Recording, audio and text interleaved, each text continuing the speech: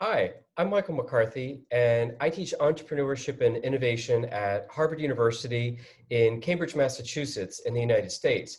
And I'm excited to be a part of VietSolutions for 2020.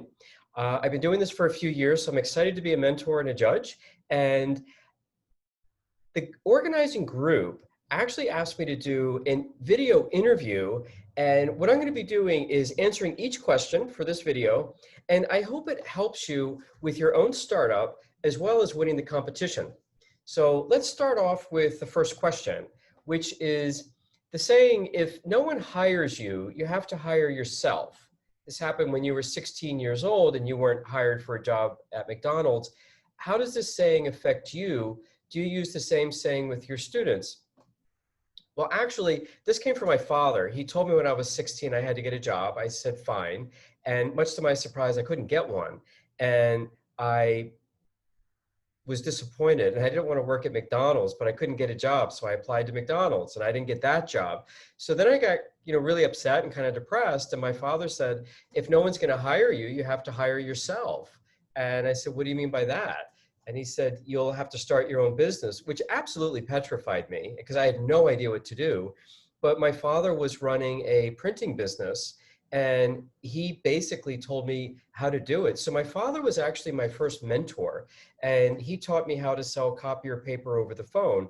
It was really boring, but I made a lot of money at it. So what I would say to people is if you actually can't get a job, then the risk of starting your own business is really low because it's not like you're leaving a high-paying job. A lot of the students that come to Harvard are actually in their mid-30s, and they're really smart. They want to start their own business, but they're already making over $100,000. Some of them are married, some of them have kids, and they're just too afraid to give up the salary and go start their own business, and they don't. So I find that the best time to start your own business is when you have nothing to lose. So that tends to be when you're young, you don't have a lot of money, you're single, and you don't have a lot to lose. So I would say if you're not able to get a job with someone, there's really low risk in starting your own business. Just make sure it's a service business so that you don't go into debt. Manufacturing business may require some money. So let's take a look at question 2. Selling copier paper in 3 weeks when you were just 16 and was able to earn enough money for college. Do you have any valuable memories about that time? I actually earned the equivalent of about 250,000 US dollars in 3 weeks. And I really think I just got lucky. I was selling over the phone. I hated it. I was very nervous. Although on the first day, I made $100. And at 16, that was a lot of money to me. And I couldn't believe that I could make money just by talking. Like I found that really magical, that I could create money out of thin air. So my first $100 was really exciting. But the $250,000 actually came from one person who was a large corporation, and they were buying an annual contract of photocopy paper. I basically said to him, if you tell me the price you're paying and I come in a penny less, will you give me the job? And he said, yes.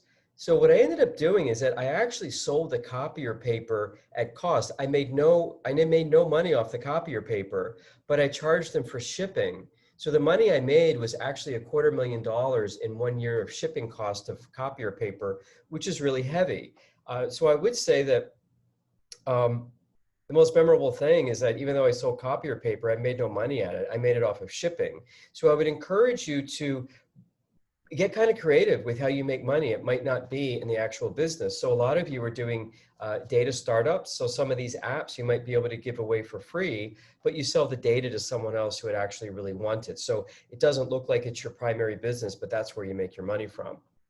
Number 3, what made you quit your job? You used the word retire at a fund management company you started, even though you used to say it was your dream job.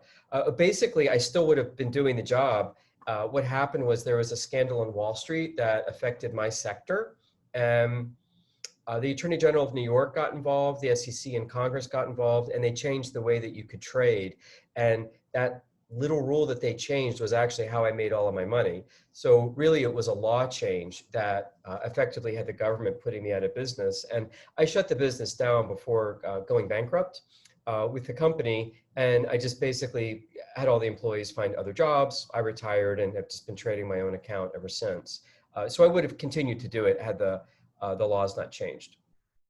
Number four, why did you fall into depression because of your decision to retire early? Was it because of inefficient self-investment or other reasons? Well, in America, we have a thing called the American Dream, which means retiring early with a lot of money, and you sit on the beach and you drink all day and have fun. And that's not my dream. I don't think it's anybody's dream. I think it's sort of one of these fake things that no one ever really acquires, and I did. It was really boring. And I was 36 at the time, which meant, I had 50 more years to live at least. You can't sit on the beach for 50 years and be entertained every day. It's boring, at least for me. So I got depressed because I thought, well, this is what I'm supposed to be doing. This is the ultimate goal. And really what I didn't do was listen to myself and what did I want? Well, I like working and I like people. I like meeting people. So that's why I'm a part of this challenge, because I enjoy it. I enjoy meeting people. So I would say, if there's a dream out there, make your own, not someone else's. So the American dream of retiring early just is not my dream. And I just bought into that hype the same way a lot of us buy into, we want to own a Lamborghini. But when you really own a Lamborghini, you can only carry one friend in it. It has no trunk space. You're always scraping the bottom of the road. Some people key your car and vandalize it. So it's not really great to have a Lamborghini. Might be better to have a friend that lets you drive theirs.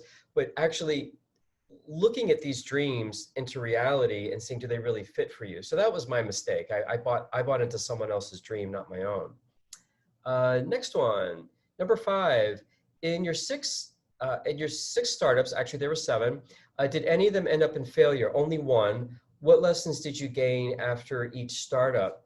Well, the first startup was selling the copier paper. And that one was where I learned no matter how much money you make, and I made a lot of money at 16, I hated that job. And no matter how, if you make a lot of money and you hate what you're doing, you're still gonna hate what you're doing. You just have a lot of money and it doesn't make up for it. You're still miserable. Number two was the money management firm that I had. That one I loved. That was really my life dream. I wish I was still doing it. I really liked that one. So that was my own passion. I had a mentor. I was the #1 stock market timer in the world for 10 years. I just really love trading the stock market. I still do. So that was a dream that I made come true on my own. Then the third one was a food company, which I'll get into that one a little bit later. That one I love because it was my first original idea. I didn't get the idea from anybody else. No one helped me. It was all my own. So I was proud of that. Then I made the leadership sailing program for MIT. That was another original idea. Didn't make a lot of money, but it was really fun meeting a lot of CEOs. That was really interesting. We basically took corporate principles and we taught them using sailboats on the water. So I love doing that one. But the failure was actually a chocolate company I had made where we mixed an amino acid from green tea and caffeine, which gave you hyperfocus and attention for 3 hours. So we were going to sell that to colleges as a test-taking aid so that when you took a test, you'd actually be sharper in the brain. Great idea. The chocolate was delicious, but my business partner was abusive to his wife. And all he cared about was money. He thought that our customers were idiots. He just cared about being bought out by Hershey's chocolate company. And I just didn't like the guy. I didn't like the fact that he abused his wife verbally. And I thought, if this is what you do to your wife, what are you going to do to me? He resented our customers, and I just didn't like being around him. So I actually shut the company down. I took a $50,000 loss. He took a $50,000 loss. And I just told him, I said, I don't like you. I don't like how you treat your wife. I don't like how you treat me or your customers. And half of my waking life is spent working, and I don't want to spend another minute of my life with you. So be careful about who you partner with. I was not careful in that. That was a mistake. And I never liked him. The minute I met him, I never liked him. I just took him on because I thought he'd be successful. And again, that was one of the mistakes that I had made. Number six, which startup was the most memorable and what is the backstory of it? The most memorable one was Booty Bar, which was a food company for brain function. I knew I wanted to go back to work, but I had felt guilty that most of my money had been made copying other people's ideas, which is okay. I just wasn't proud of it. I learned that you could actually get rid of anxiety and depression by changing your diet.